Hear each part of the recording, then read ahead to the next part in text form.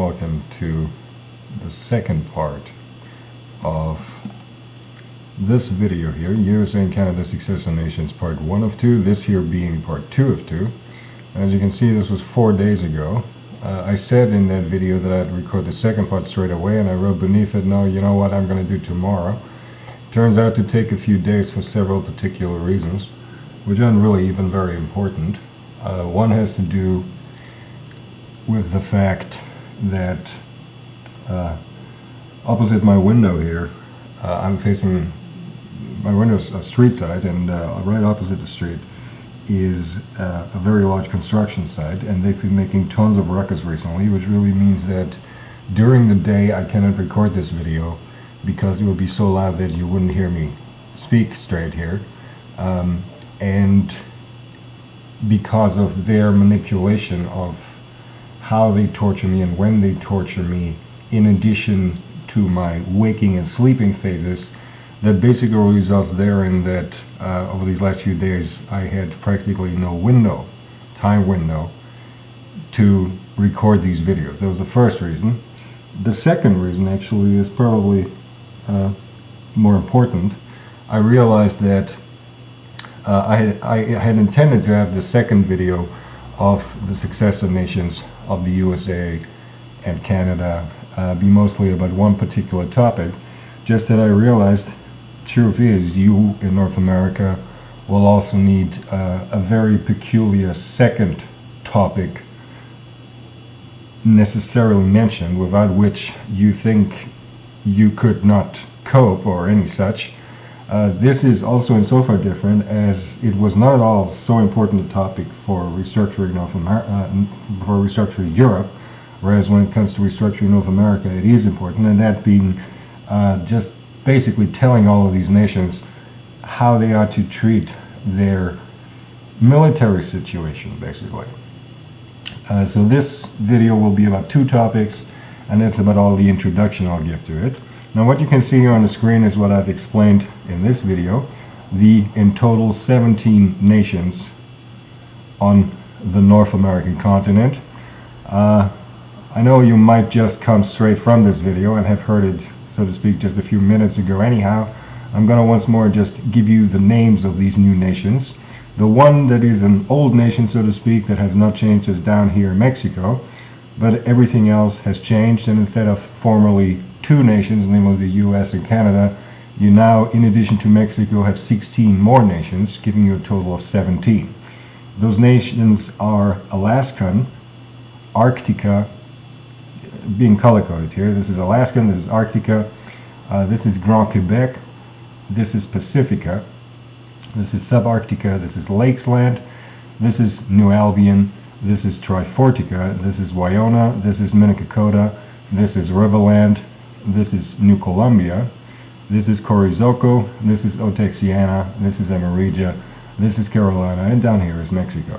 One thing I noted that I forgot to mention in the first part of the video, I did explain how Hawaii and all the wee little former US territories in the Pacific are considered part of Pacifica. What I forgot to mention was that nothing other than Pacific territories that formerly were considered American, US American, are considered part of specifically Pacifica and thus North America. What that especially means is if there's any such territories anywhere else, they are no longer considered part of North America. Probably worth mentioning here would be the case of Puerto Rico, which is in the Caribbean, and the Caribbean is part of the Central and South American World Trade Zone, and hence has nothing to do with North America. Okay? So if you wonder what about Puerto Rico has nothing to do with what you see on the screen here. Puerto Rico has nothing to do with North America, just for completeness sake. That was the last thing I wanted to add to this here. Now,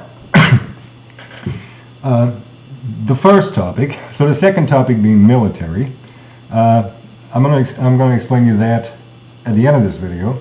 The first real topic is something for which I want to show you the situation as I settled it for Europe.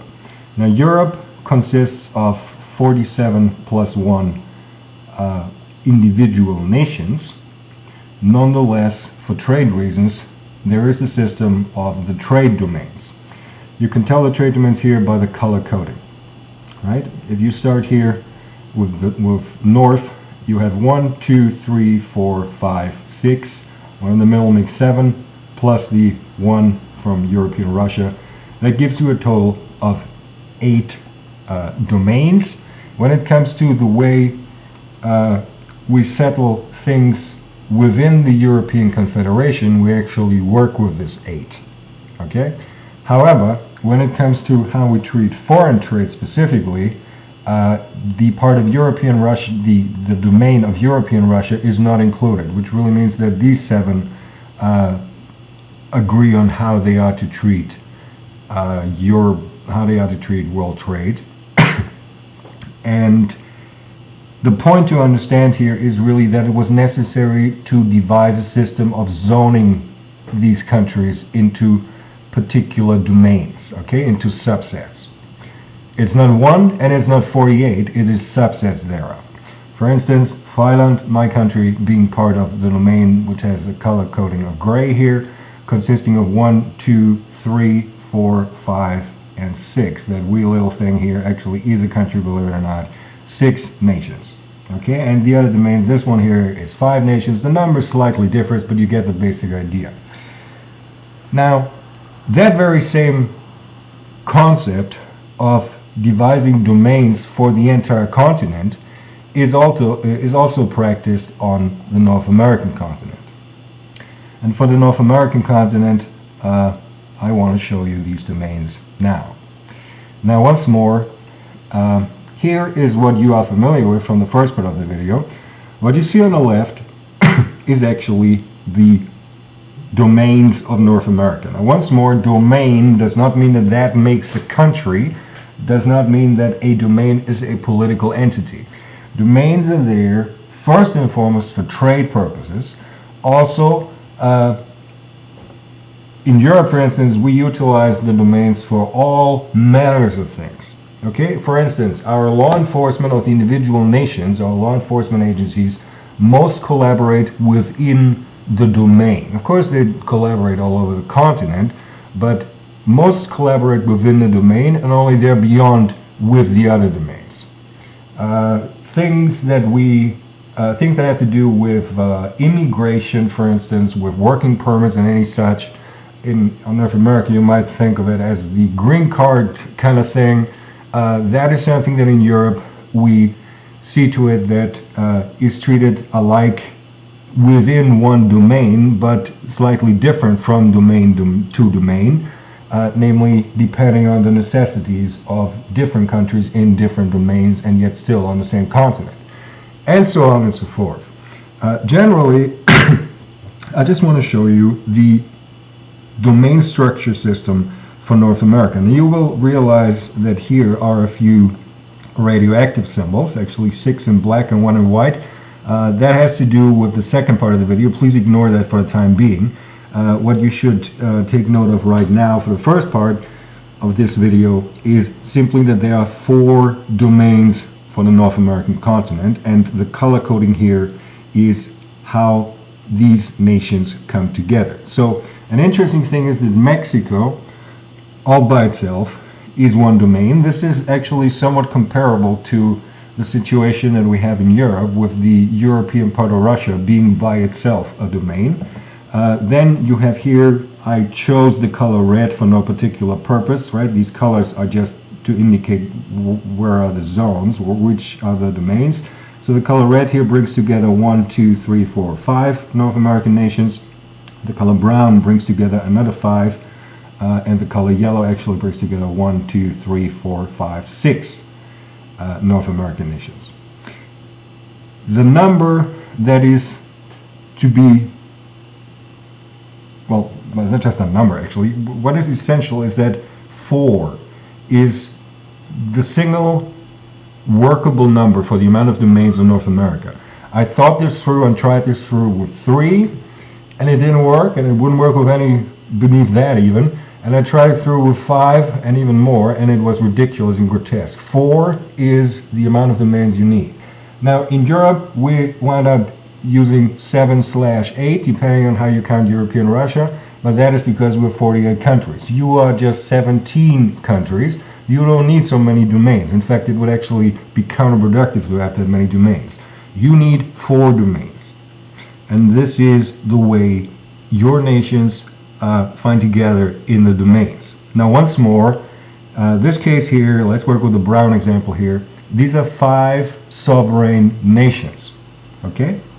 Wyoming, Minnesota, Riverland, America, and Carolina. This, just because they're brown and jointly amongst the 5 of them form one of the North American domains, does not mean that they at all are one political entity. They are not. I want to make this very, very clear. Just as well as in Europe, the domains form one political entity. Nonetheless, they form one trade domain. The interesting thing about this is if you look at it statistically, and I say it is interesting because the situation in Europe is, let me show you once more the European map.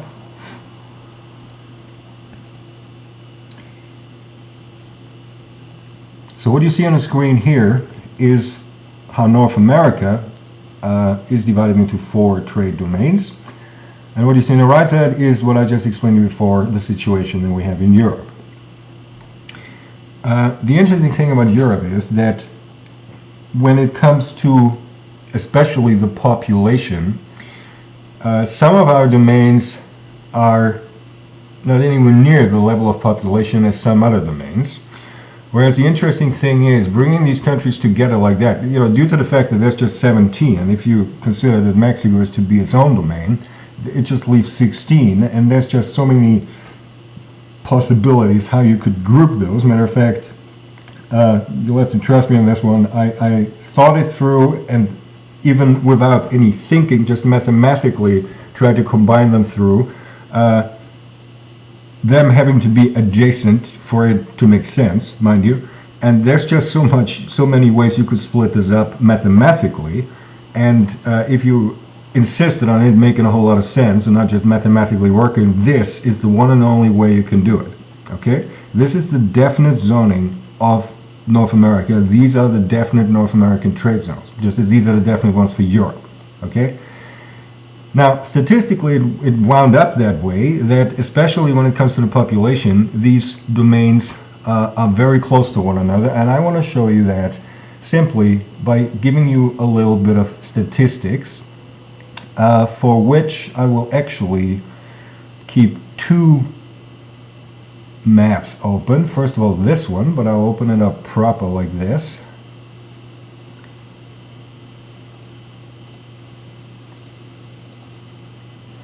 There, this one, and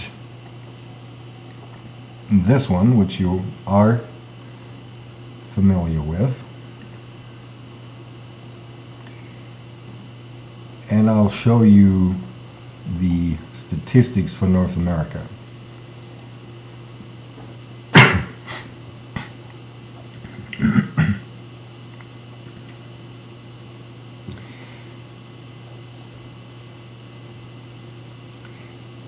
Now, let me explain this table to you. In Europe, we call our domains just north, northeast, and so on and so forth.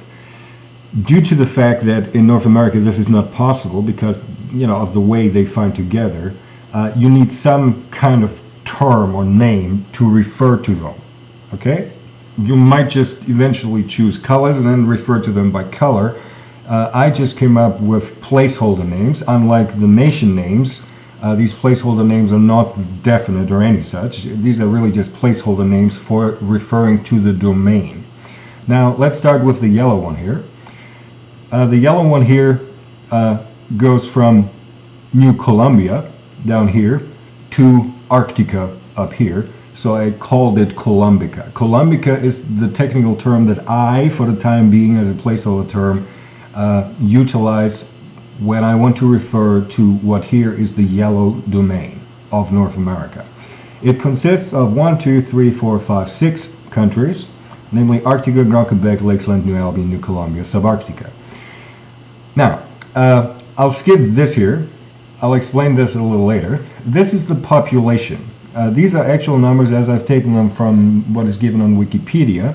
The numbers on Wikipedia are relatively recent. I think it's 2015 numbers, some actually 2016, though especially in the case of all the Canadian territories and whatnot, it was just estimates, but nonetheless I took these numbers from Wikipedia. How accurate they are, I cannot assess. These are the Wikipedia numbers. This is to give you an idea of the population. Now, in all of Columbica, meaning in all of the 6 nations that jointly form this domain, you have 133 million people.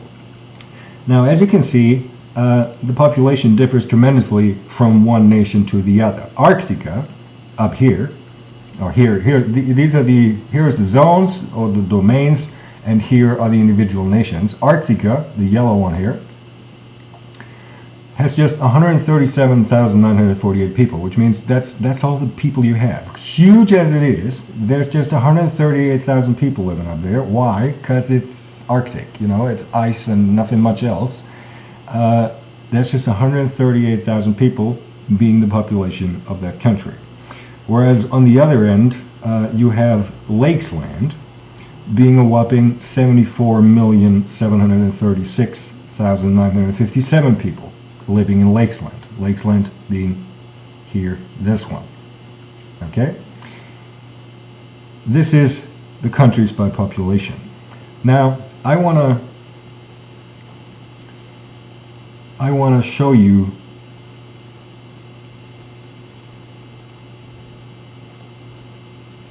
all of the nations of North America in ascending order of their population, just so that you get a better understanding. Because as we grouped some former U.S. states together, you will have no idea how high the overall population of these new nations will be.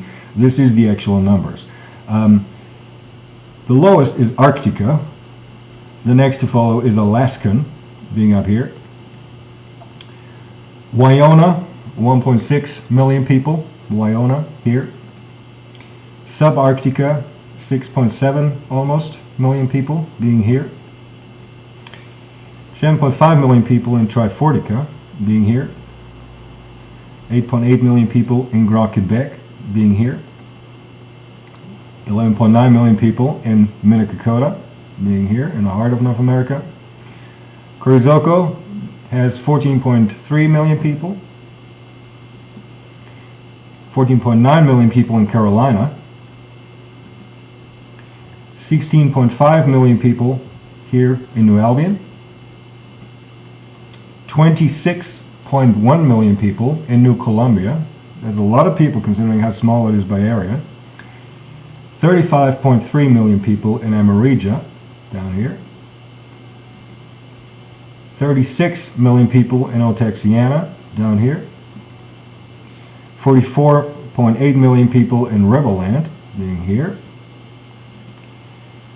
56.5 million people in Pacifica, being here. The aforementioned 74 million in Lakesland, up here.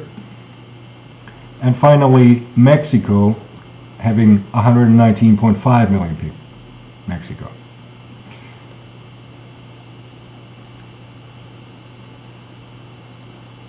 Now, for these 6 nations that form the yellow domain that I, as a placeholder name, called Columbica, it adds up to 133 million people. Now, I want to get your attention as first thing to the fact that the brown one, reaching from Amerija to Wyona, got the placeholder name of Amarona.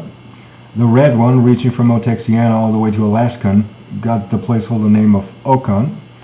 And Mexico by itself, in order to be able to refer to it as a domain and not as a country, I decided to call Jime, which is just the middle and the first syllable with swapped positions, Jime, rather than Mexico, Jime. Right? These are just placeholder names, these are not the definite names, but just so you know what is being talked about, I'm referring to the domains here. And the interesting thing is that when you look at the domain size of population total, you will find out that they are very comparable to one another. Okay, the smallest one by sheer population is 108 million.6, and the largest one is 133.1 million, which is very different from the situation you have in Europe. In fact, I want to show you this very table also. Actually, I think I should ideally just get it out of here. Here's that same table for the European Confederation nations, and as you can see, there's a whole lot of more nations. So let me sort this by what domain they're part of. And you will actually find that here are several countries that form domain northwest in Europe. These are the populations. This is the most populous domain in the European Confederation, and you see it comes at 131.9 million people, whereas the southern domain, brings you nearly 46.4 million people. Okay, now as you can see here in Europe, the population sizes of the domains are much more not comparable to one another as they are on North America. With you just having 4, it isn't all that hard to actually have these 4 be roughly comparable when it comes to the total amount of people living in them. And that is a situation for which I actually sort of kind of envy the North Americans. I do want to point this out, because it would make certain idiot rhetoric, which will come my way and Europe's way from within Europe, a little easier, but so be it. In North America, you have this situation that the population is nicely spread out. By the way, total population of North America, according to Wikipedia, that is including Mexico, okay, is 476.5 million people. Let's say approximating 500 million people. Whereas, once more, the population in Europe is actually 707.2 million people.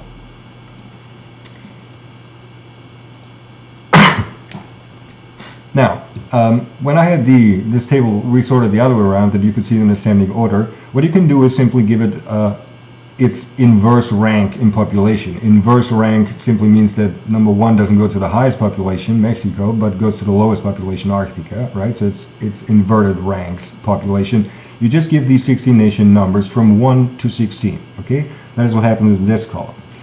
This column is simply the area in square miles. Here I work with square miles and square kilometers, even though I think in square kilometers. I thought that you, the North American people at whom this video is aimed, would find square miles more helpful. Here too, I want to briefly sort this into this sequence,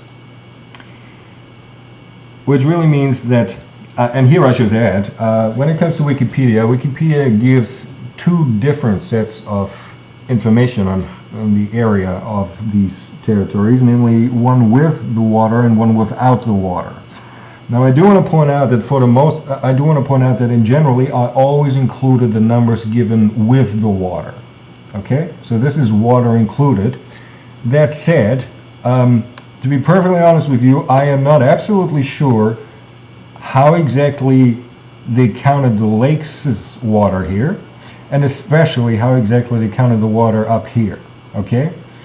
I just want you to consider that, but nonetheless, what I can tell you is that what these numbers here are is the numbers from Wikipedia, including the water. Now, smallest actually is Carolina. This projection is a little misleading, I'm afraid, but smallest actually is Carolina, with 85.8 thousand square miles, followed by New Columbia, followed by New Albion, followed by Amarillo, followed by Wyona, which is hence 5th smallest, but it has the 3rd smallest population. Whereas, for example, here's an interesting case of New Columbia. It is 2nd smallest nation, and yet it is only the 11th smallest nation by population, so to speak. Some very interesting combinations here. Followed by Trifortica, followed by Corizocco, followed by Otexiana, followed by Minnetonka, followed by Riverland, followed by Lakesland, followed by Pacifica, followed by Grand Quebec, followed by Subarctica, followed by Mexico, and followed by Alaskan, and finally, massively here, followed by Arctica. Arctica, the projection on this is misleading once more, but Arctica is huge, okay? It is bloody huge. And what you get in this column is just, once more, the same kind of thing here. You start with the smallest and give it 1, and you number them for the 17 that they are, in ascending order. Now, I need to explain something that I did exactly the same fashion in and on Europe, okay? So this is not where North America gets a special treatment. I think it's exactly the same thing. There is an extra column where it's simply adding up the two individual ranks, the two individual inverted ranks counting. So one the population count and one the area count. And they're being added up. Now I want to show you this. In cases where you get the same sum, what actually made the distinction,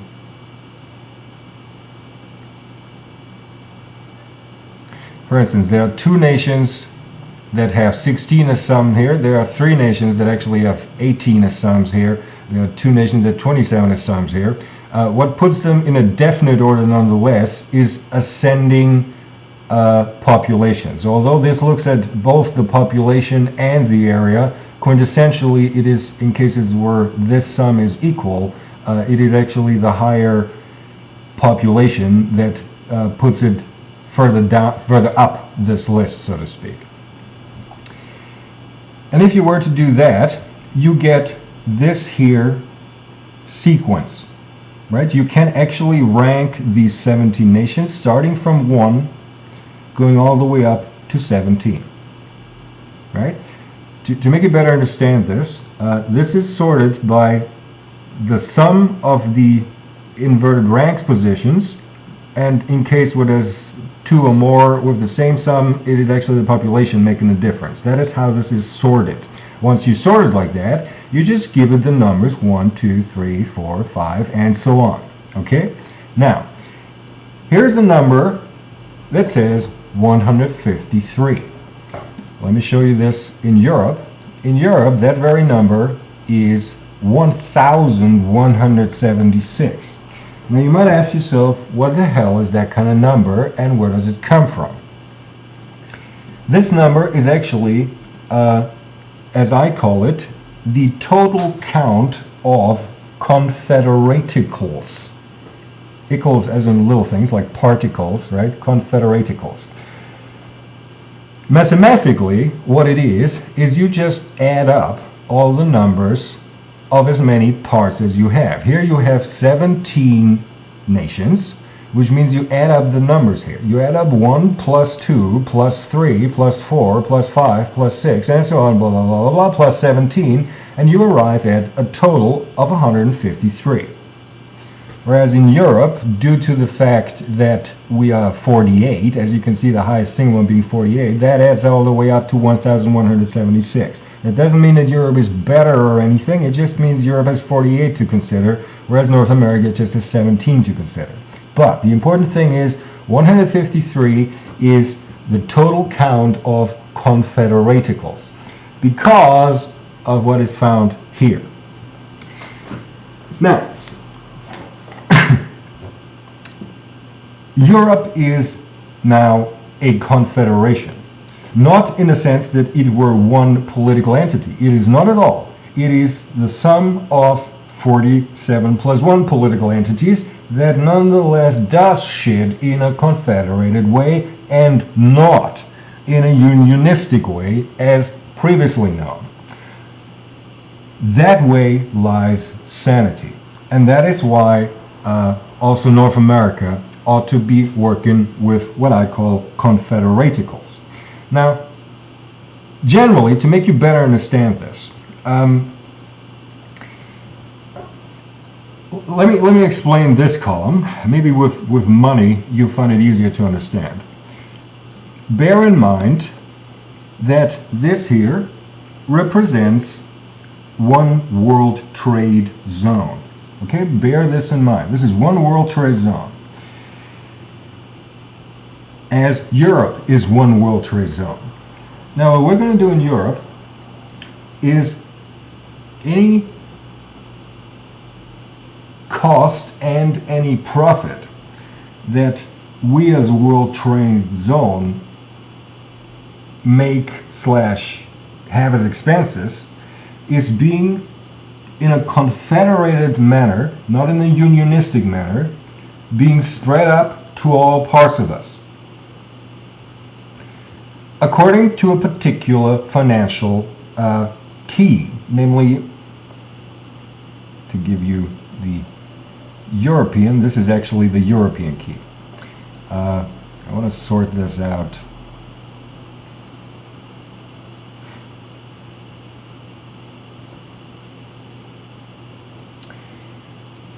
Now, our smallest nation is San Marino, which has 0.085% only of everything. And, you know, as they have higher number, these individual nations have higher numbers in the confederatical counts.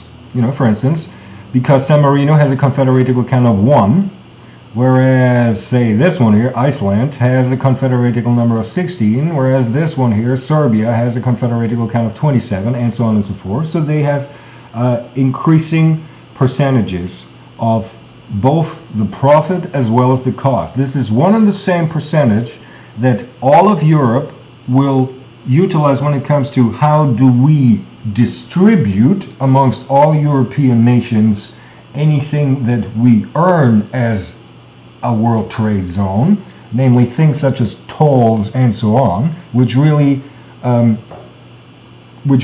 manifest the moment the World Trade Zone barrier is crossed with these goods. And likewise, for instance, for administrating that, you will need some personnel and so on and so forth, and there'll be some slight other costs. How are we going to finance it? Well, by each of us contributing in the very same percentage as we profit from the whole thing. And that percentage being based on just how much we really contribute to Europe, in the sense of how much of Europe are we. For North America, it's the same thing. This is in ascending order, really representing both population-wise in particular, but also area-wise. Well, how much of North America really is Wyona? Well, it's less than any of the other 16. On the bottom end of this, which really is the high end of this, you have Mexico, which in sum, first of all, is the most populous nation on North America. It is not the largest nation by area. There, in fact, you'd have Arctica and Alaska be larger than it. But after Arctica and Alaska, it is even the third largest nation, and that gives it 17 confederaticals, compared to Wyona's 1. 1. Or Carolina's 2, or whatnot. Okay, I want you to understand what this represents and how you end up at 153. Because the confederated way is not saying we all belong together in a union. That's the unionistic way. The confederated way is several, in this case it is 17, in our European case it's 48, saying, okay, look here, we're all going to do this together.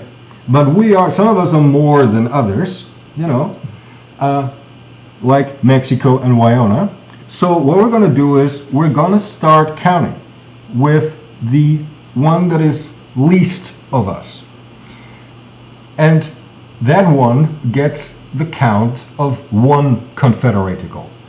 The second already gets the count of 2 confederaticals. The third gets the count of 3 confederaticals. The fourth gets the count of 4 confederaticals, and so on and so forth, till we arrive at the 17th, representing most of us as a single nation. That gets the 17 confederaticals. And then we're going to add up all the confederaticals, and that gives us 153 confederaticals total. What finance is a very simple formula. You can see it up here. Finance simply is the percentage for, well, okay, so what you are, how much does it actually represent of the 153 confederaticals? And that means 0.654% for Wyona, all the way up to 11.111% for Mexico. What does that mean? that means Mexico pays more than anybody else of any cost that arises by North America being one trade zone, but Mexico also gets more than any other nation from anything that the World Trade Zone as World Trade Zone actually earns, down the line of tolls and whatnot. Okay? That is what this means. Both the income as well as the expenses are being distributed in one and the same percentage to all of the nations being part of it, namely, in this case, 17 nations, making up 153 confederaticals, each getting their representative confederatical share of the whole, both with the red numbers and the black numbers with the minus and the plus. That is what this here means. Now, let me give you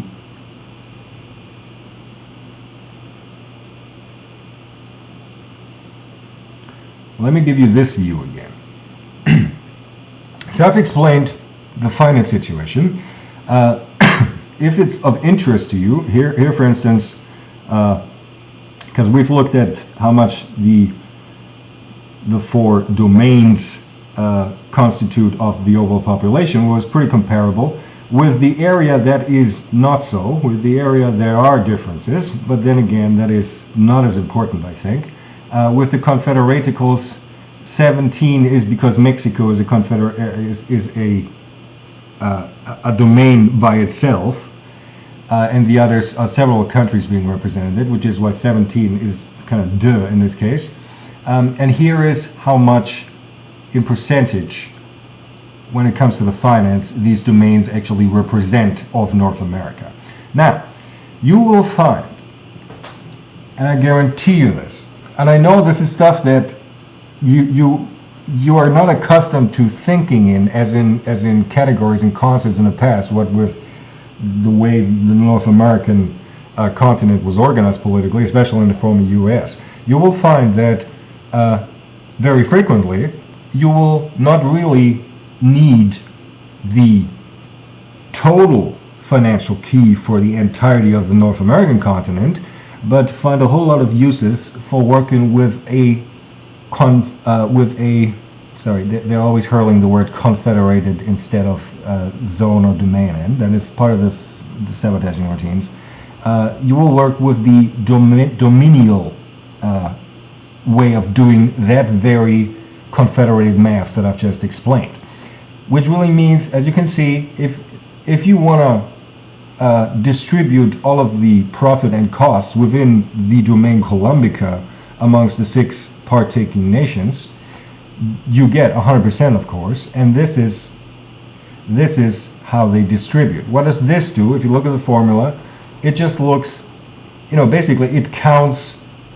Well, okay, in our yellow domain, we add up to 57 confederaticals only. So what we do here is we take a look at how many confederaticals we are, but this time around we divide it by 57. And thus you get these percentages, okay? Which differ from these, of course, because this is how each of these nations would be taking part in a confederated way if it pertains to all of North America, and this column is just within the domain, okay? This is just amongst the yellow nations, this is amongst the brown nations, and this is amongst the red nations, and Mexico being one nation by itself, a domain, of course, gets to share and pay everything by itself, with itself, for itself. But in the other nations' cases, I wanted to give you the numbers here for how they will be financially taking part in the domain. Okay, now once more, in Europe we utilize it, these domains, for all kinds of things, and you will find, my dear North American people, soon to be liberated from Fex Mundi, that also in North America you will be very grateful that you will have these domains, and be it for starters because you were accustomed to having everything be one country basically, and now you might be somewhat overtaxed with having to strive for good relations with 16 other nations. So for starters, all of you primarily has to strive for good relations with at least your bunch of adjacent in the same domain being nations, okay? Which means that America, for starters, can, for all practical purposes, say, you know what, for the time being, Alaska can go fuck itself because I'm busy trying to establish good relations to what else is in my domain, right? That is one of the nice side effects to it. So I wanted to explain you the domain system, okay? I want to show you one other thing to completely confuse you and freak you out, and that is this one actually, I think. Yes, though for that you actually also need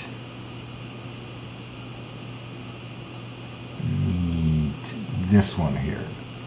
Now let's not get confused. This is the domains that are present on North America. This, however, is how Europeans see North America. I do want to point out that if you're North American, this can basically be of no concern to you. I just want to explain you how yet another thing, and why really we call them trade domains in Europe, and how they're being ideally utilized abroad, namely in world trade. What we did in Europe was we just realized, you know, again and again and again and again and again, these 48 nations of ours, or, you know, whatever, 48 of ours, we stand in one another's way when it comes to making trade with outside of Europe. We are one continent, yet we stand in one another's way. We sometimes inadvertently become one another's competition, namely in foreign trade with particular places. We often stepped on one another's toes, and so on and so forth. How about we just don't do any of that shit anymore? And how about we just say, well, we are these domains, and what we're going to do is every other nation in the world is just going to get one of our colors, right? Namely, seen from our perspective, right? Bear this in mind. This is not how North Americans should see themselves. North Americans have to see themselves like this. However, from a European perspective, I actually chose that North America be color-coded like this. This and this coloring actually go together, which really means that Grand Quebec, Mexico, and Carolina have the same color as our southwestern domain, consisting mostly of France and Spain, with Portugal, with Andorra, with Bretagne, with Luxembourg, and with Monaco down here. These nations make up our European domain southwest, and Grand Quebec, Mexico, and Carolina were allotted to them. Now, before you freak out and think anything down the line of, are you colonizing us again?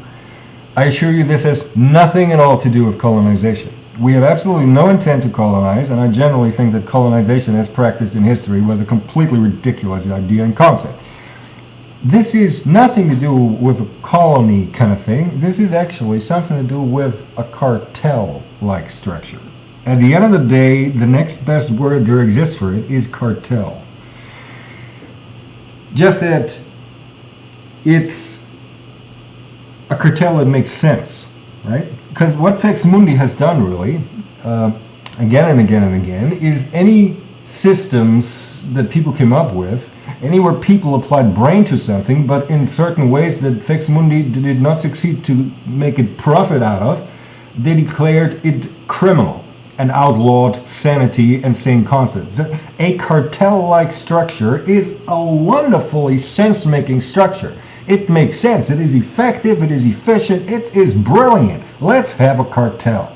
This is basically how we're gonna treat these North American nations from our point of view, on the assumption that we play ball. Now, I make this very specifically clear because the truth is you will get to color in all of the nations on Europe in your four colors. Okay? Now, as you can see, these colors have nothing to do with one another. This, right? Don't mistake this color for the yellow here. These two have nothing to do with one another. And they'll be a very differently colored map of Europe as seen through North American eyes, okay? But I just want to tell you that the domains have a whole lot of deeper meanings and purposes and tasks, really. Because what does it really mean that these three colors I mentioned are allotted to this domain? What it means is, bear in mind, we're 48 nations here. Let's see, 1, 2, 3, 4, 5, 6, 7. So there's 7 nations in the domain Southwest, and European Russia is not included in this coloring game. I do want to point this out. That's because Russia whole makes its own foreign trade whichever bloody way it deems fit. So we're just working with these 7 colors here. What this really means is, of those 47 countries other than European Russia, 40, namely all orange, all lime green, all purple, all blue, all pink, and all gray, including my island, say to these here few countries, look here, how about you take care and guarantee that should anyone in Europe ever need shit out of Grand Quebec, Carolina, or Mexico, amongst the, I think 7 of you it was, one of you should be able to get us these goods, whatever it be, as quickly as possible and as cheap as possible into Europe via your nations.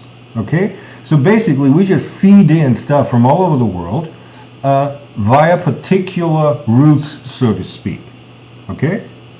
That is how we utilize the domain system.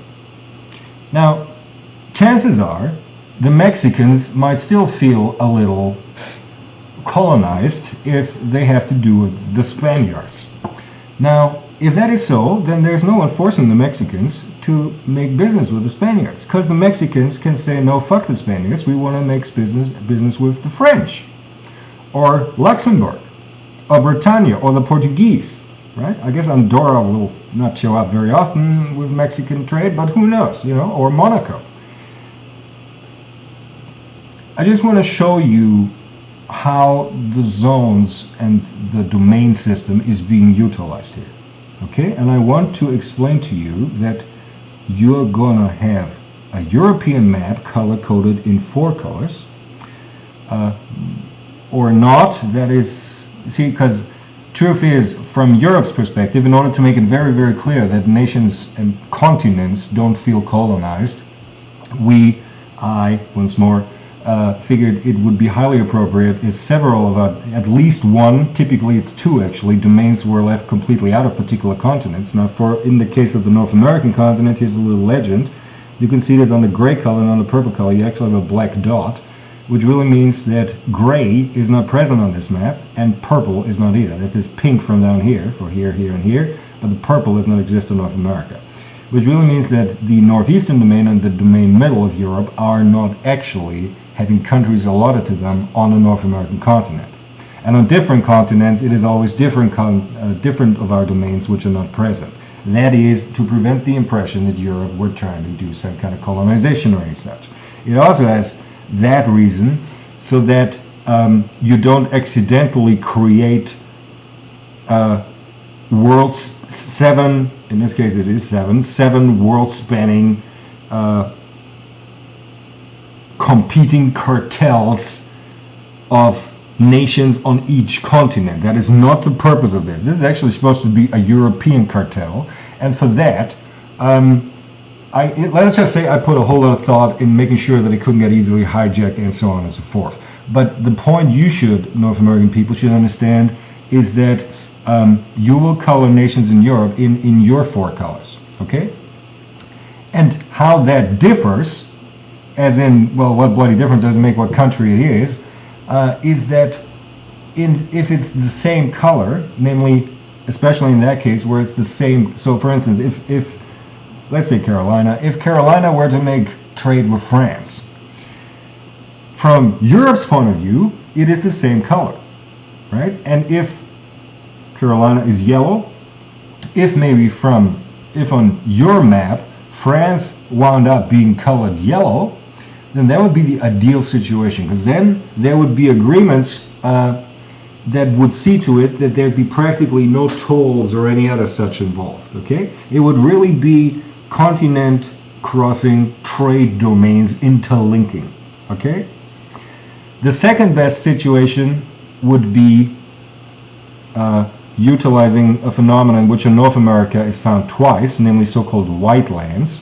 Now, white lands are lands that actually are not namely for with absolute intent and for particular purposes are not allotted to a particular domain of Europe, but really where all can go and do trade to equal shares, but not all 48, rather than all 7 domains only, right? This is not going to, because there we're 48 with once more step on one another's toes, one's on one another's toes, and we're not going to do that. But it's all 7 domains that will be found here and here being active in trade, and so on and so forth. And that would be the second situation. And I'm being severely sabotaged again with explaining it all wrong and crappy, and that no one gets it. So you should have gotten the basic idea of it. What the first thing you should understand is that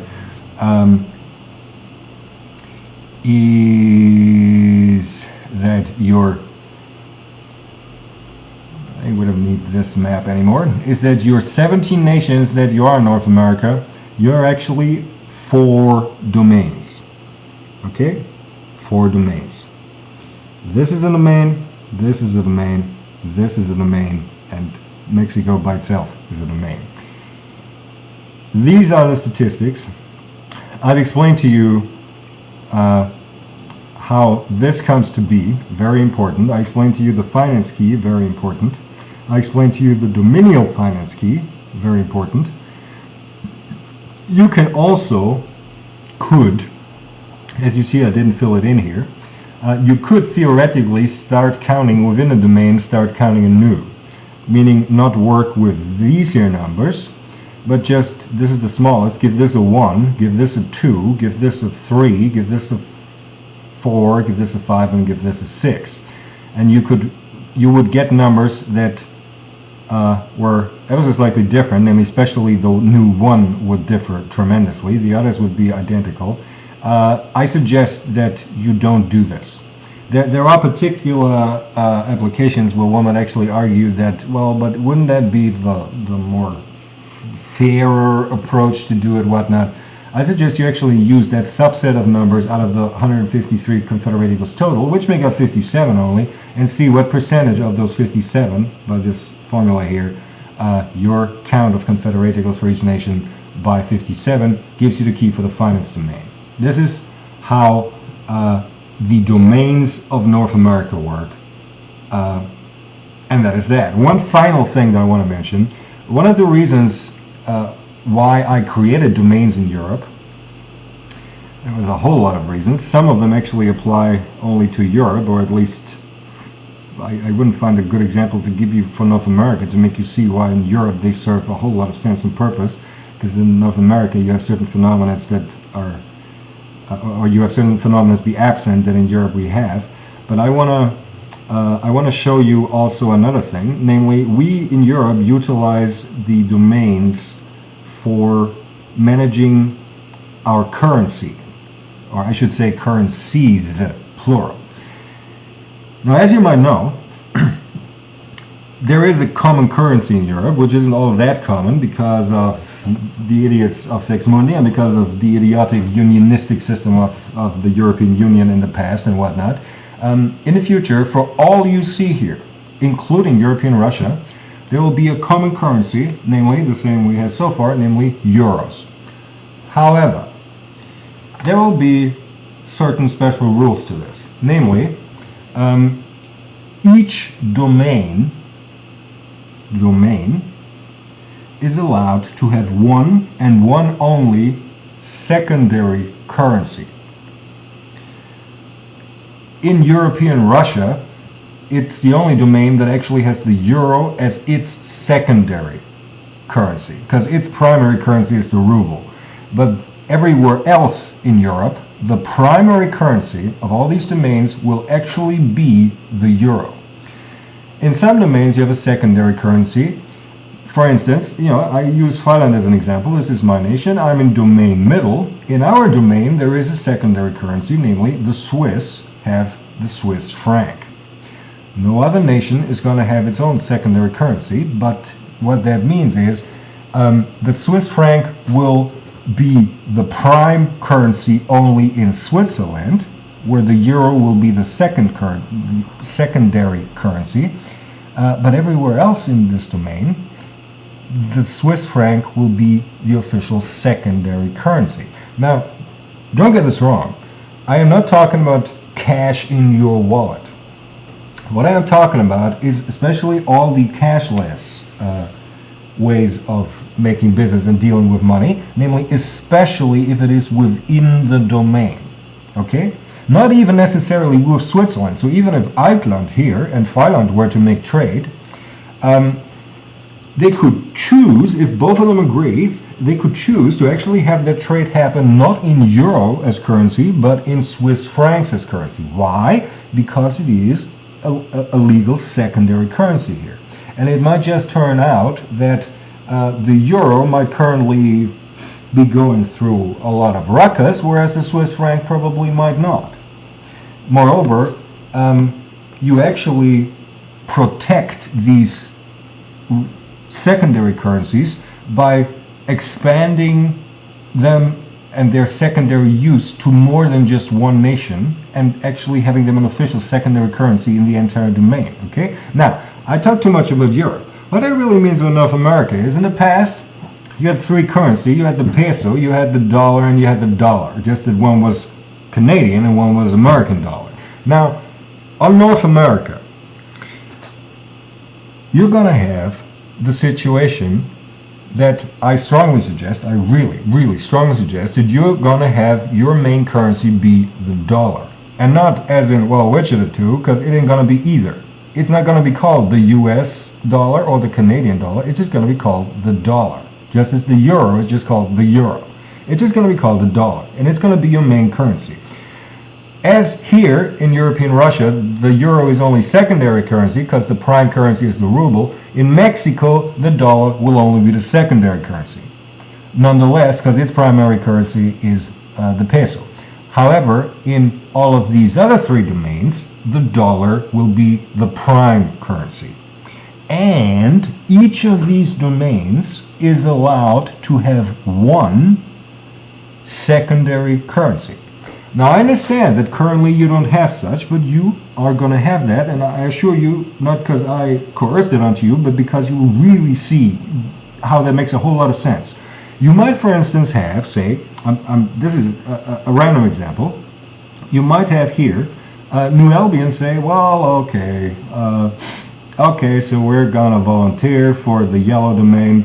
We're going to have the dollar as secondary currency only, and our prime currency will be some new currency, right? Whether you come up with a new term for it or use some historic existing one like shilling, for instance, or whatever, you could have the New Albion shilling be the prime currency in New Albion only, but be the secondary currency everywhere else in the yellow domain. Okay?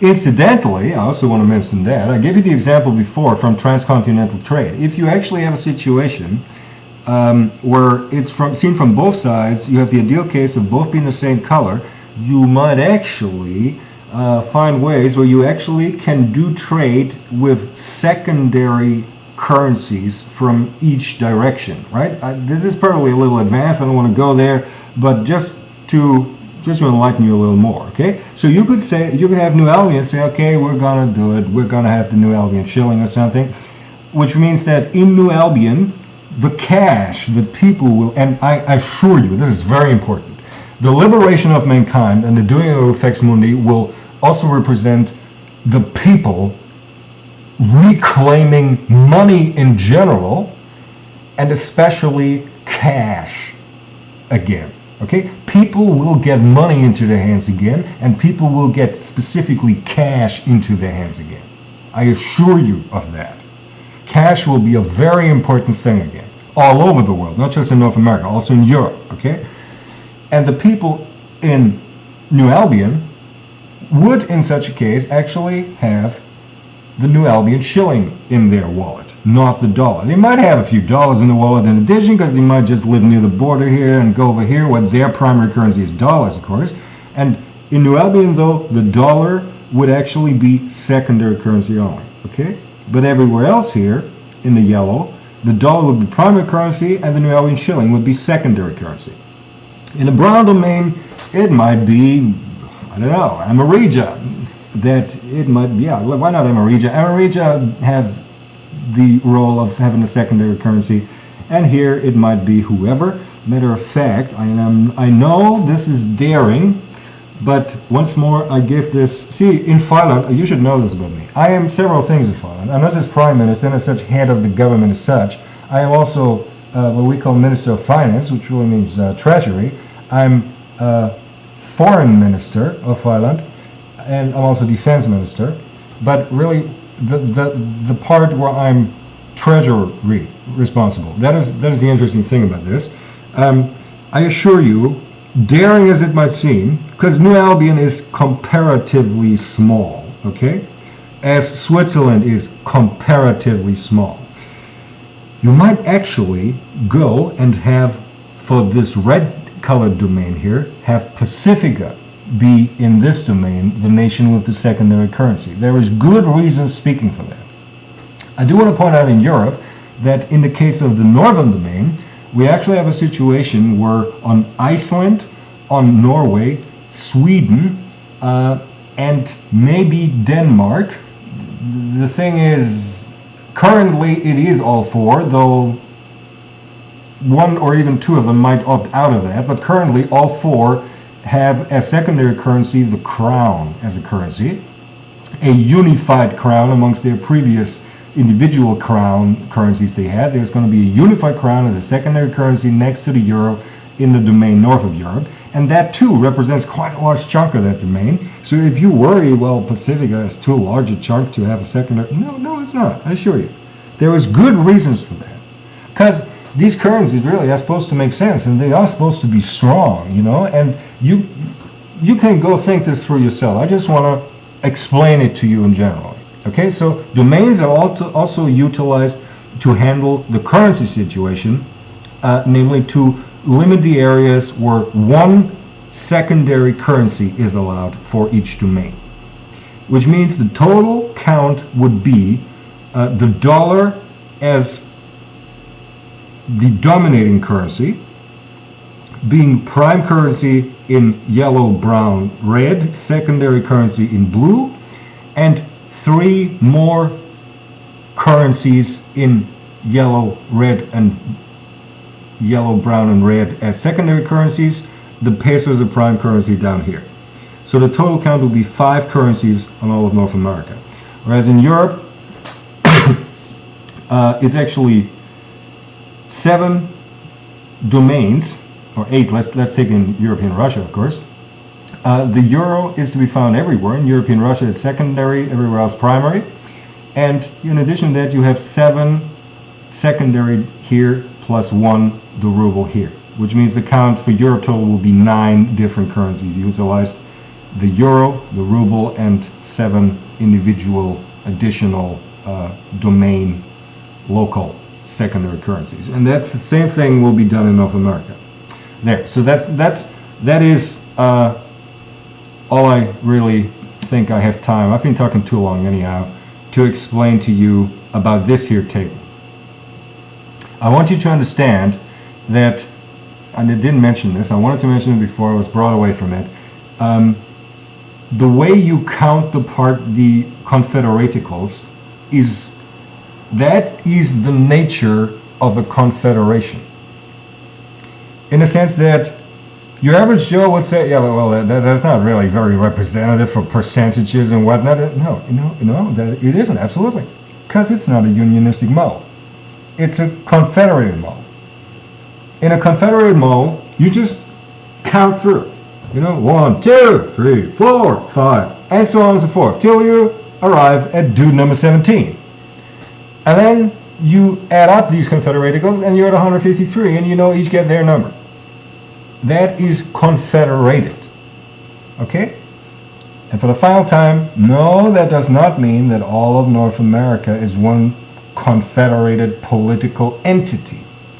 It is 17 political entities that nonetheless work together in confederated methods rather than unionistic methods. Same story for Europe. So that was that. I want to show you the second part of this video, namely the military. Now, of course, you will wonder, you new nations on North America, and the people, you people living therein, yeah, but like the Pentagon says no, or at least, well, we don't quite know, or something, and like who gets the aircraft carriers, and like how does that work? Well, here's how it works. You do an all-new, simple inventory of everything in the arsenal, everything, namely a pooled such inventorizing of the former US as well as the former Canadian arsenal. First thing, Mexico ain't included in this. No one gives a rat's ass about their arsenal, and they ain't gonna get anything out of that pooled arsenal from Canada and the US, okay? So all I'm gonna say now on is always excluding Mexico, right? This is just about the 16 successor nations to the USA and Canada, okay? This is not including Mexico. What you do is simply you make a new inventory of everything, and everything is pooled on North America, whether it comes out of the US or Canada.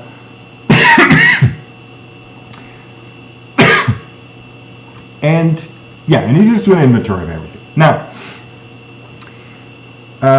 here you have, again, I kept the domain coding, color coding.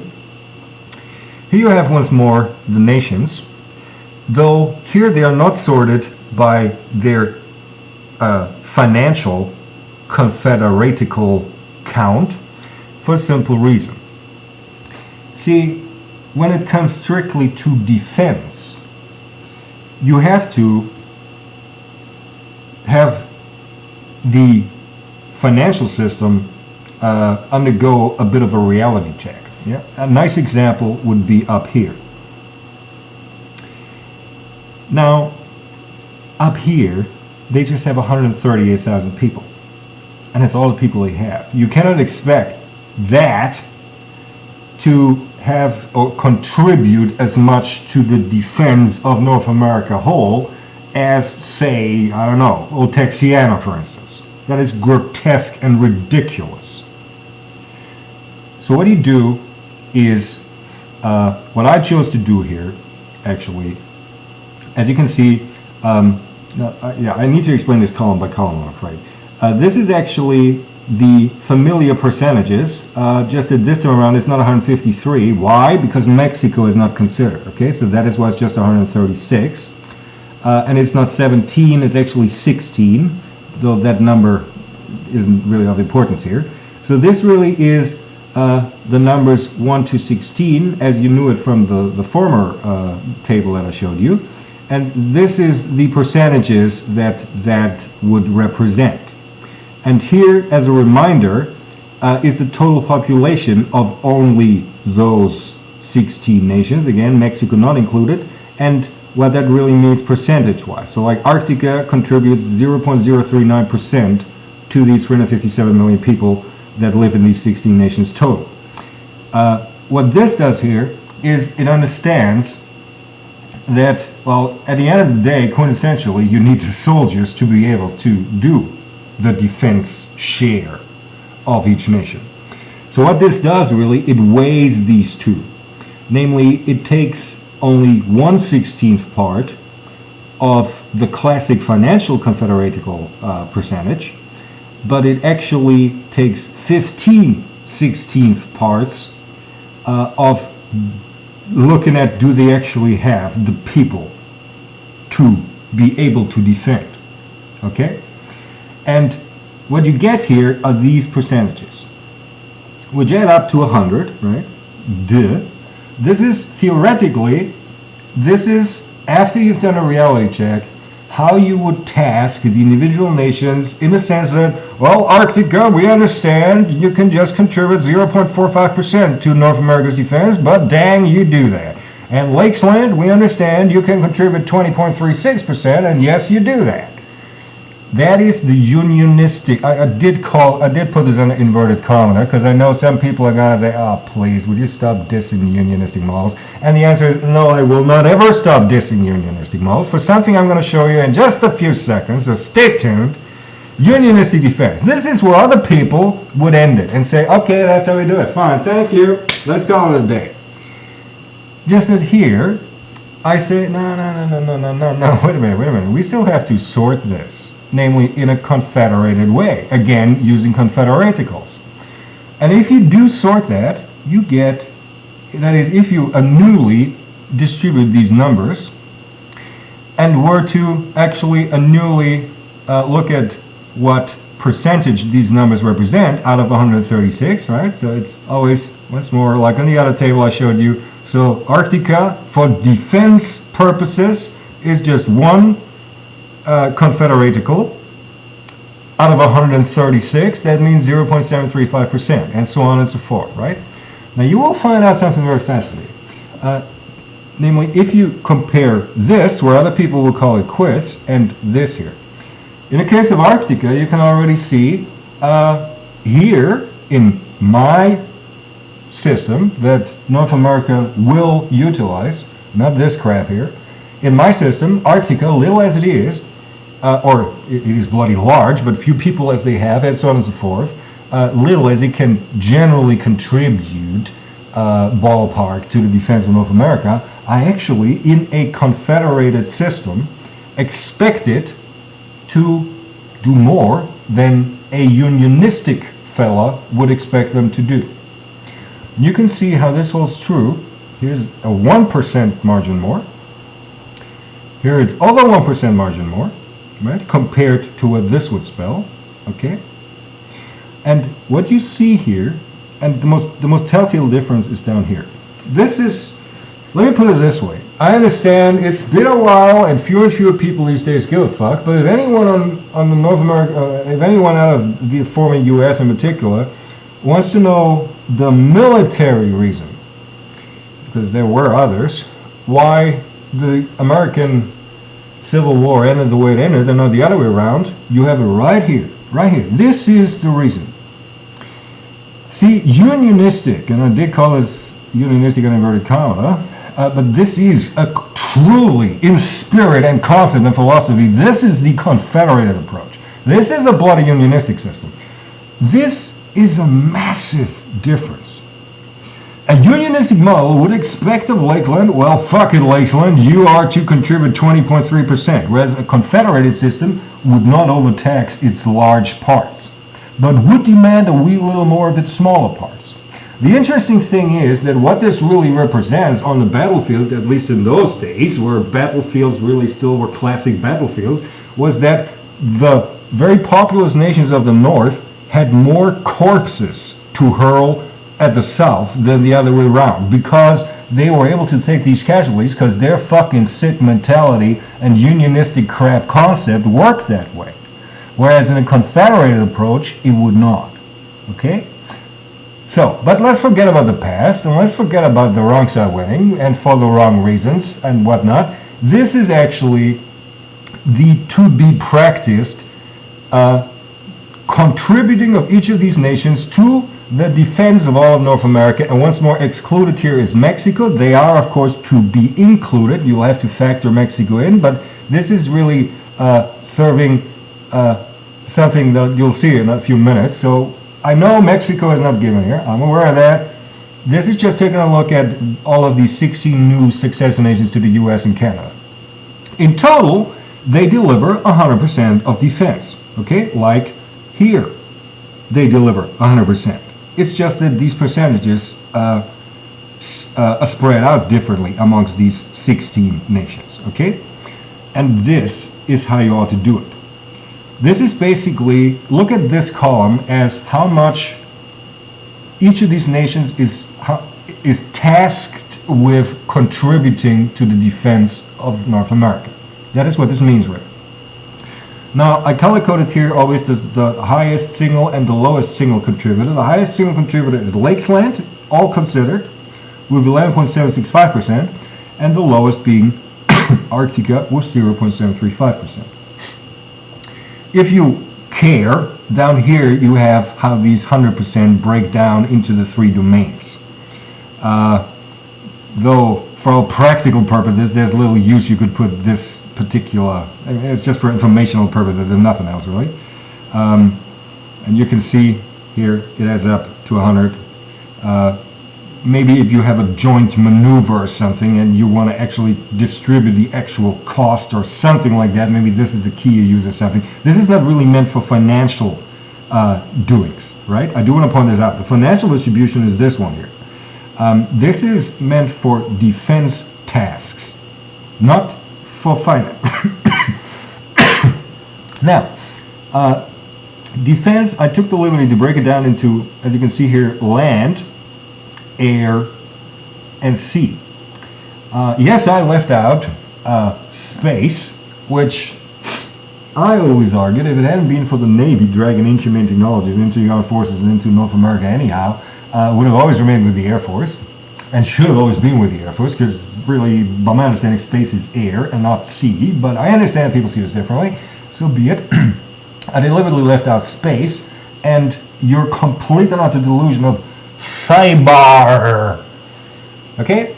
I'm not going to go there on the grounds of it just being too fucking stupid. Let me just say that 2-3 years down the line, after mankind has liberated itself and all takes money done away, the entire infrastructure of the information technology on the world will be something completely and utterly different from the grotesque, ridiculous crap and farce it is today. And all of your cyber defense and whatnot shit will become evident as what it is, namely complete ridicule and self-delusion and whatnot. So I deliberately kept it to very classically land, air, and sea. Now, what I took the liberty to do was for every individual nation to simply decide how their forces, namely their national forces, ought to be composed, in the sense of I worked with sevenths here. This here, and this here. In the case of Arctica, 4 sevenths should be coming out of land, 2 sevenths should be coming out of air, and 1 seventh should be coming out of sea. That is how Arctica's forces are to be put together. Okay? Whereas in the case of Wyona, it is 4 for land, 3 for air, and lo and behold, 0 for sea. As you can see, there's 1, 2, 3, 4 nations of North America which will not have a navy. They will not have a navy for the simple fact that they are landlocked. Okay? No shit. Wyona ain't gonna have its own navy. They ain't. Trifortica ain't gonna have its own navy.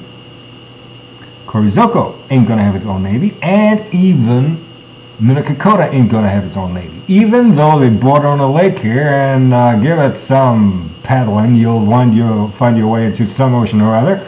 That's not the point. They're not gonna have a navy either. Okay, so these 4 nations are not gonna have navies. I want to make this very clear.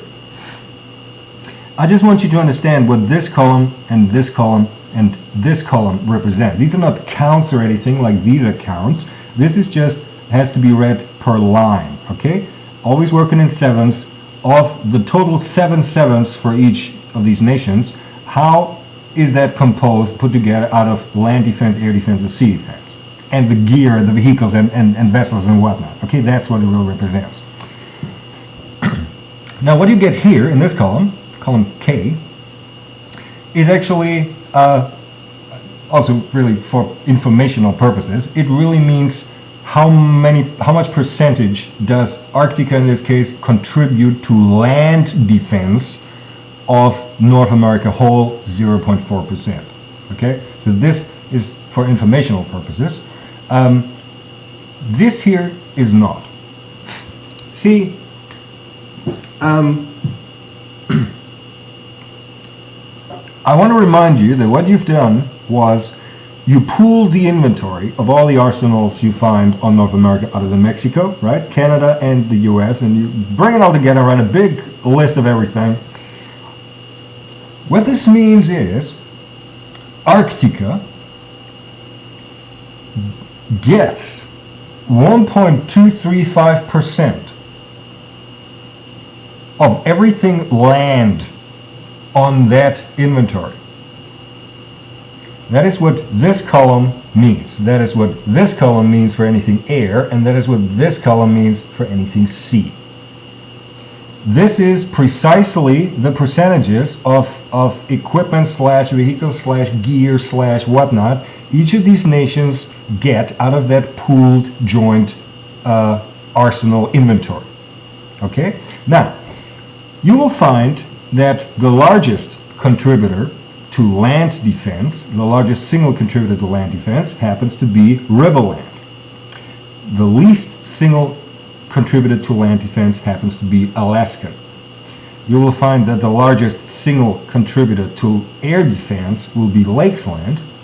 The least single contributor to air defense is Arctica. And the situation with sea defense, the largest contributor, and by quite a margin, is actually Pacifica. And the least one happens to be, once more, Arctica. I also want to point out again, 4 nations don't even have navies. Okay? A very interesting thing is these here. This really is how land, air, and sea, for all of North America, bracket, except Mexico, bracket, though as Mexico ought to be a 2-2-3 country by my understanding. I don't know what currently their country is like, but that's what it ought to be. That ain't going to change much. This is how it all adds up for all of North America. And the fascinating, funny thing is that if you look at your inventory, you will find out that your inventory will not be anything representing this kind of percentages. Why? Because for decades and decades and decades and decades of the past, especially the U.S. arsenal has been not just grotesquely overblown, but in its very composition has been grotesque, laughable, and stupid. 39% of all defense tasks of all of North America will happen air. 34 will happen land, and only 26, no shit, will happen sea. There's a clear ranking here. You have air first, trailed by about 5%. You'll have land, trailed by about 5%. You have sea, and that is what you got, and that is what your list eventually should resemble. Which brings me to another point. You would be very well advised if once you've done that inventory, you would simply right then and there sort out at least a certain part of it for good. The oldest stuff, the most unreliable stuff, the most expensive stuff in the sense of to maintain and so on and so forth, the most sci-fi stuff that really never delivered anyhow, and so on and so forth. You really might want to sort out that list. Just wreck the shit, sell the shit, whatever.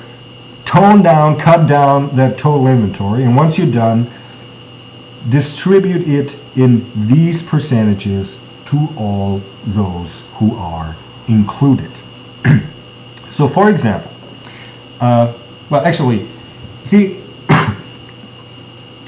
which means that on your list, of course, every item would have to say land, air, or sea. Now, I am aware of the fact that one of the same items, say some helicopter, might well be used both by the former Army, the former Air Force, and the former Navy, maybe. Fine, then keep them spread up like that. That's fine, But generally, you should have everything be declared land, air, or sea, and just distribute it to that. Now, you will find that there are some items on your list that are so bloody large, not necessarily always large, but else how large figuratively, that meaningful distribution is not really possible amongst 16. For instance, I mentioned before the question, who's going to get all the aircraft carriers?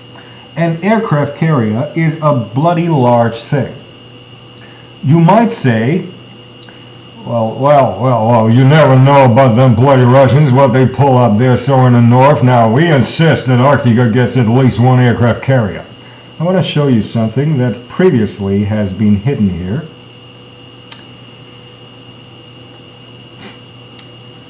If you assume 5 out of 1,000 people of all of these nations to work with the armed forces, to quintessentially be soldiers, I do want to point out that in all of fucking Arctica, there are only not even 700 soldiers. I shit you not. 700 soldiers for all of Arctica. Which means, no, sorry, I don't think Arctica will get an aircraft carrier. For the simple reason that they couldn't even bloody man the aircraft carrier. Even if they said to hell with land and to hell with air. Which they shouldn't, because really Arctica's job is 4/7 land, 2/7 air, and just 1/7 sea. Do you see how some of these nations, you all are familiar with the huge population of the USA total. What you have to consider here is that a reasonable sized armed force, and I would call 5 out of 1,000 to be that. I understand that currently, or until very recently in the US, the number was more like 7, if not 8 out of 1,000, if you include all of the shady little ongoings. 5 out of 1,000 is what you will find practical. Some select ones of these nations might actually, by choice and or by financial necessity, limit it to 3 out of 1,000. I fuck you not. Okay? So this is really, you shouldn't do it more than 5, and you shouldn't do it less than 3. But in the case of Arctica, it means they just have 669 personnel total. That is all the nation of Arctica's defense forces. Not even 700 people. Okay? 700. So obviously they're not going to get themselves an aircraft carrier. No. So what I've done here is, oops, here we are. There. Worked anyhow. Only the largest of these nations, largest really means those with the highest tasked defense jobs, and in addition also those really, and that does come together. I knew I didn't explain that bringing the numbers together, but trust me, it is there. What it really means is you will find that you will work with 4 categories, namely category D, C, B, and A, or A, B, C, D if you want to read it the other way around. And that is what I meant before, that some items, like your typical aircraft carrier, can only meaningfully be distributed, certainly not to all the 16. Some will be distributable to all 16, some only to 12, some only to 8, and some only to 4. And your typical aircraft carrier would be in a category A, which means only, and here you have each nation declared as what it is. I do want to point out that this differs from land to air to sea, very important, right? But here, for instance, you have 3 A's, namely these. Here I worked with 3 of each letter because there's 4 that don't even have a navy. Everywhere else it is 4 of each letter. Okay, 4 A's, 4 B's, 4 C, 4 D's, 4 A's, 4 B's, 4 C, 4 D's. Here is 3 A's, 3 C's, 3 B's, 3 D's, just for completeness sake. But talking about the aircraft carrier, only the A's shall get the aircraft carriers. And the A's happen to be Amarija, Pacifica, and Lakesland. Amarija, Lakesland, and Pacifica. What that means is nobody else on North America will have aircraft carriers. Nobody. Only these 3 nations will have aircraft carriers. Oh, to be very precise, at least out of that pooled arsenal. If one fine day some other nations absolutely insist on getting themselves an aircraft carrier, fine. But when it comes to how is that pooled inventory to be distributed, only these 3 A's ought to get the aircraft carriers. Okay? Because it's their job to contribute most, and they have the necessary amount of soldiers, right? As in exemplified with the Arctica case, who does not. Now, this is actually the percentages that you should see to it that you have on your list. So you have a large, huge mammoth inventory list. What you do is, the first thing you do is you sort out the crap, okay? Keep what is good and usable. There, have everything declared as either land, air, or sea. That's the next step. Once you're done with that, declare everything as either A, B, C, or D. And you do that starting with A, okay? namely by having 1 out of every 15 items on the list, or in percentage 6.67%, be declared A. The first thing is you declare what on that list is A. The second thing is you declare what on the list is B. Those should be 2/15ths of the list, or 13.33% of all items on the list. The next thing, you declare what is C. That should be 26.67%, or 4/15ths part of the list. And the last thing is everything else gets a D. That is a little over half of the list, 53.33%, or 8 out of 15. What you do next is you actually start distributing the shit, and you start with everything A. Which means, for instance, oops, sorry, wrong list. There we are. Which means, for instance, in this category here of sea defense, all the aircraft carriers. Okay? But even everything else you have declared as A, first thing you distribute, namely in these percentages total. Don't get us wrong. No, please don't get us wrong. Let me explain to you this categorizing. It's very important. I forgot to mention that. What this means is the A nations, right? The three we've mentioned before. It's not that they only get A stuff. They get A stuff only, but they don't only get A stuff, which means they're the only ones to get the A stuff, but they also get some B, some C, and some D stuff. I do want to point this out. Okay? Very important. But none of the B or C or D countries gets A stuff. The A nations here in the C, from everything that's categorized as defense C on that inventory and is categorized A, all of that shit is distributed amongst these three. Thereupon, up to you if you, actually I would suggest you continue with what is declared A for Air Force purposes and what is declared A for land purposes. So when you declare the items as pertaining to these particular four categories, and once you're done with that, once you start distributing, then you always start with A and then do B and then do C and then do D. And that is basically how to distribute. Now, here you will note something, a little asterisk, and you will note that some countries here happen to have one, if not two, asterisks. Corizoko has an asterisk, in fact a white one, oddly enough. New Columbia has one asterisk, Amerigia has two asterisks, Otexiana has two asterisks, Riverland has two asterisks, Pacifica has one asterisk, and Lakesland has two asterisks. Whereas Arctica, Wyona, Alaskan, Trifortica, Subarctica, Grand Quebec, Minnesota, Carolina, and New Albion have no bloody asterisks. What does that mean? Well, what it actually means is an asterisk here represents simply I'm going to do away with these two categories, then I don't have to scroll it. There.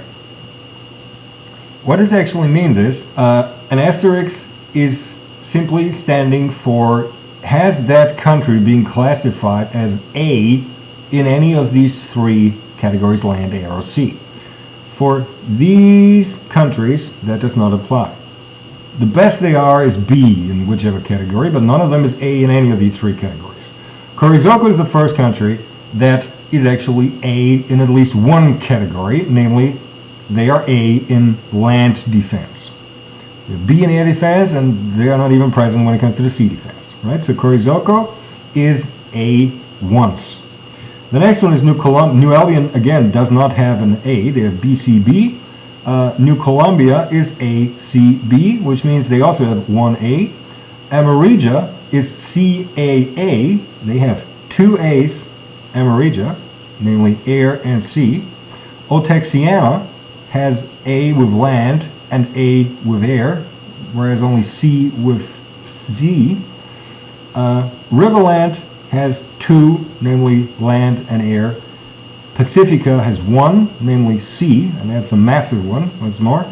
And Lakesland has two, namely air and sea. Now, what that means is, naturally on your inventory, and here we go finally back to the map, and these little radioactive symbols, you probably can guess at their meaning now. There is, of course, the horrible issue and topic of, yeah, but who inherits the nuclear arsenal?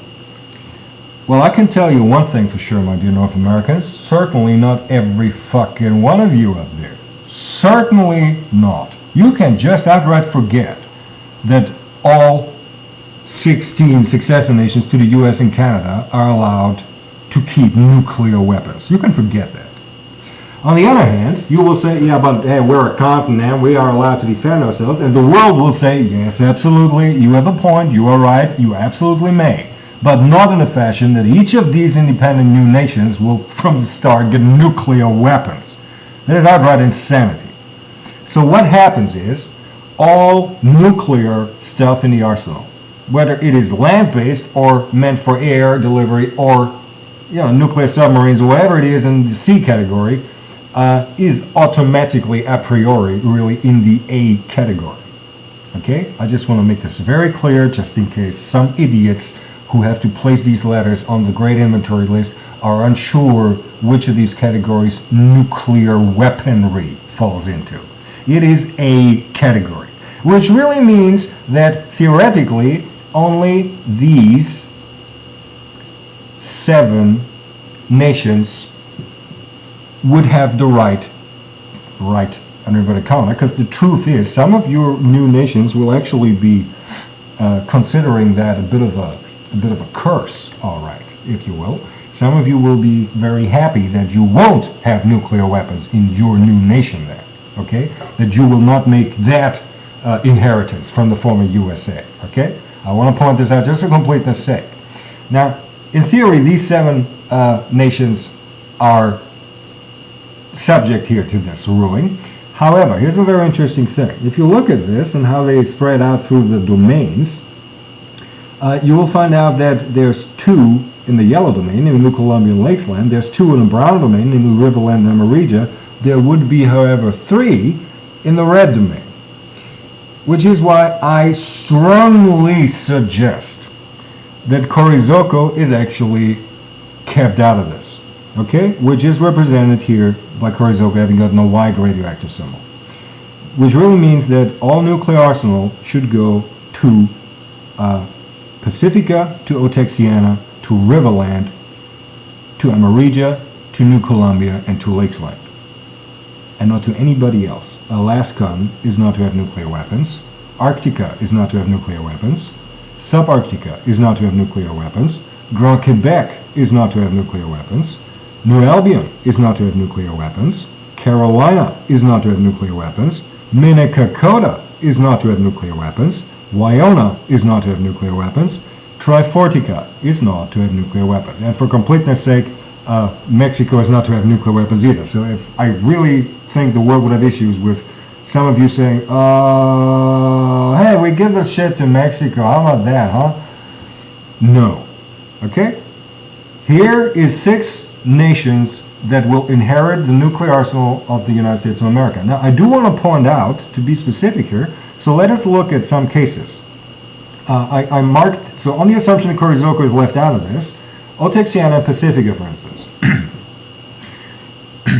Now, here it's very clear. Otexiana is A in land, and Otexiana is A in air. They are not A in sea, whereas Pacifica is only A in sea. And oh boy, is it ever, but it is only A in sea. It is not A in air and not A in land. What that really means is that all land and air nukes in the red domain should be going into the possession of of Otexiana. Whereas anything sea-related, the aforementioned nuclear submarines and whatnot,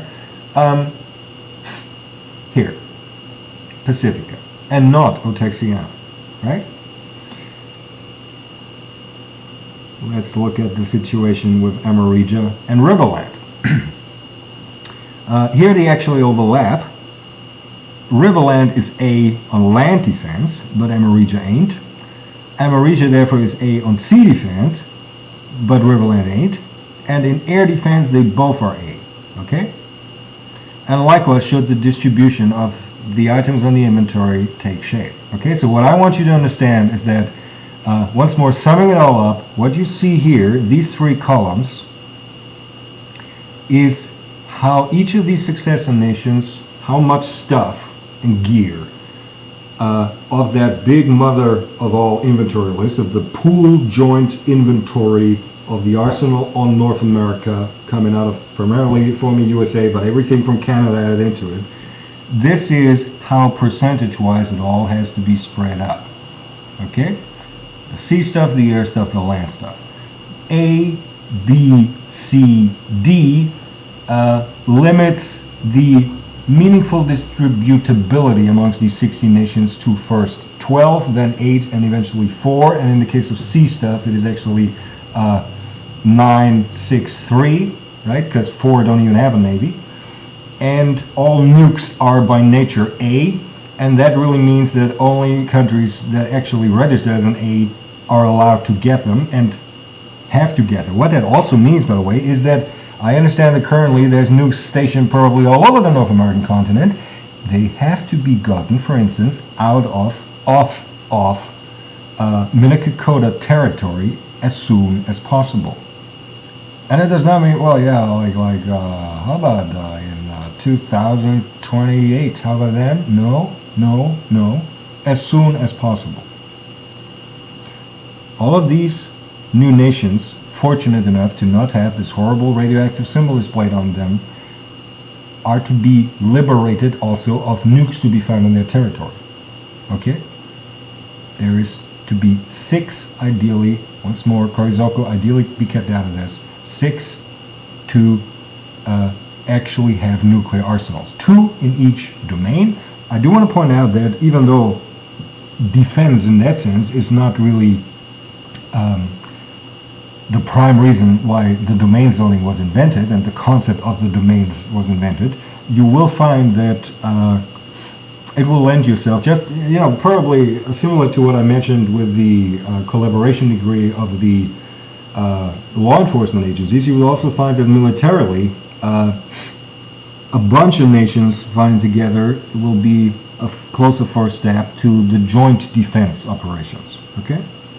I do want to point out, though, to be very clear here, these North American nations are not to have a joint armed forces. Europe does not have joint armed forces. NATO will be abolished completely naturally, and there won't be anything in its wake or stead. These will be individual nations which have their individual arsenals. Nonetheless, they will, in a also militarily confederated way, together defend what needs defending. One another's oneself, of course, one another's neighbor, especially in the domain you will find. I hope you will never find, but should you ever have war come over there, maybe amongst you, because that's not out of the question, fortunately. But that is that, okay? The interesting thing about Korizoko is, what with Nevada being the main test site on North America for nuclear weaponry, now being in Triforticon, that being completely free of nukes, you might actually get Korizoko to allow these 6 nations to do the testing on Korizoko grounds. Furthermore, I, at the very least, as the foreign minister of Thailand, would not have issues over nuclear weapons being stored in Korizoko, not stationed in Korizoko. What does that mean? What is the distinction? The distinction is, stationed means in a way you can launch it from there. Stored means you couldn't launch it from there. So if, for instance, maybe especially Pacific and Otexiana were to think, it wouldn't be bad if some of that stuff were a little further in the hinterland, so to speak, fine. Store, get Korizoko if they want to and allow it and whatnot, and you might have to do a lot for them in return for them to allow it. Get them to allow you testing there in little amount that it will be necessary, I'm afraid. Maybe allow them to store the shit there, but they are not to actually own any. Their armed forces are not allowed to own nuclear weapons by themselves, nor are any nuclear weapons allowed to be stationed in a usable from there kind of way in Korizoko. Right? That is what the white radioactive symbol represents. And that is that. And I'm sure this video has been going way too fucking long anyhow, but I explained to you the meaning of the domains. There's 4 domains in North America. I told you all about that. And I told you actually how you should task these new nations with contributing to an overall confederated defense of North America. I went as far as to bloody do the calculating for you, and I do want to remind you of the fact that I'm also Defense Minister of Finland, so I know what I'm talking about. And if you doubt that, go torture the fucking filth of the Abwehr a little to tell you a little about what all down the lines of war simulations and war games and whatnot my phases had to do and be slave laboring for all my fucking life, okay? I conquered everything. I annihilated the Roman Empire in the Punic Wars. I conquered the Nazis' East Front all the way to fucking Pacific coast, okay? I conquered everything there is to know. I am qualified, even if I can't show you a fucking diploma for this kind of shit. This is the seventh composing each nation's basic make of their national defense forces, and in total it all comes together in this, blah blah blah. Here you have some more statistic. This is the percentage of the items distribution on the inventory list by category, and so on and so forth.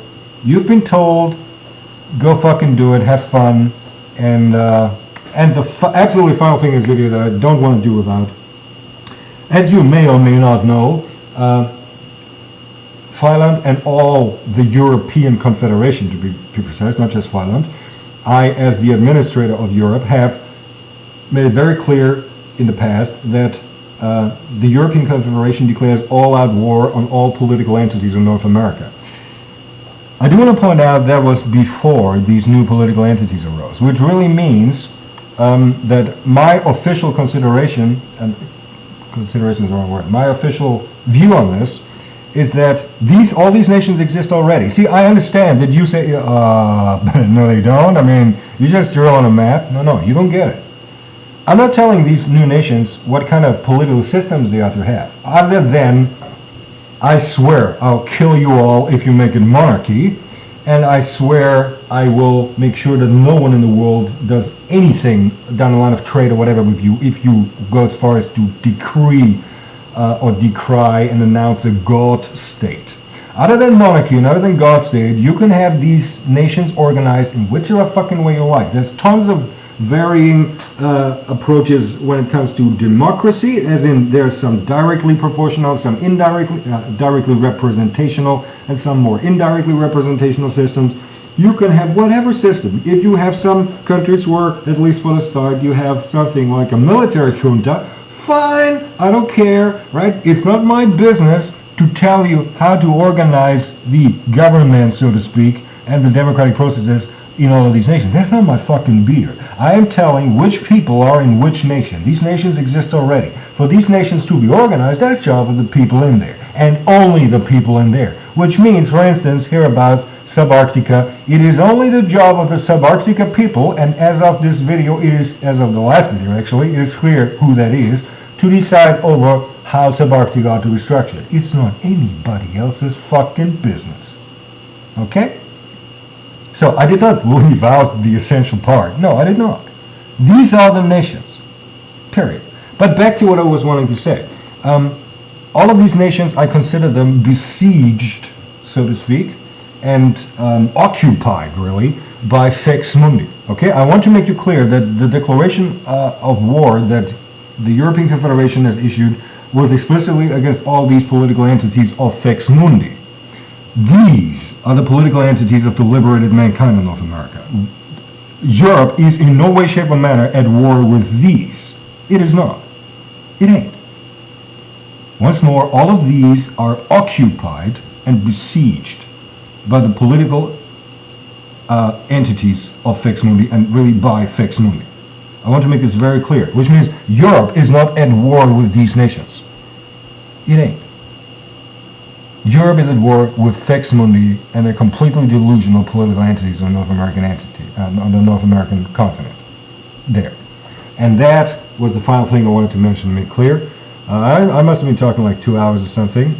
Let's see. Well, I didn't say a time earlier. Well, anyhow, you've been told. Thank you.